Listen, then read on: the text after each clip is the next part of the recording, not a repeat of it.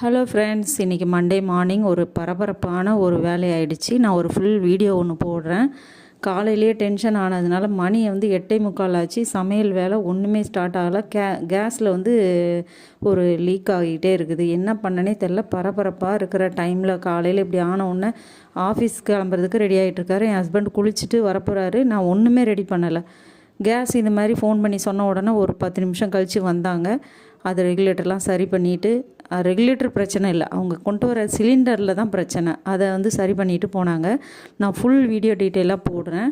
அதுக்கப்புறம் கடகடன்னு எல்லா வேலையும் செஞ்சுட்டு, இன்றைக்கி டிஃபனு லஞ்சு சிம்பிளாக இருந்ததுனால எனக்கு முடிஞ்சது வேலை. நான் வீடியோவில் இன்னொன்று டீட்டெயிலாக போடுறேன் பாருங்கள். நான் அதுக்கப்புறம் எனக்கு தோசை ஊற்றிட்டு சாப்பிட ஆரம்பிச்சிட்டேன். காலையிலே இந்த மாதிரி டென்ஷன் ஆனால் நம்ம என்னங்க பண்ணுறது? சிலிண்டரெல்லாம் ஏதாவது ரிப்பேர் ஆனதெல்லாம் ஓரம் கட்டணும். தேங்க்ஸ் ஃபார் வாட்சிங்.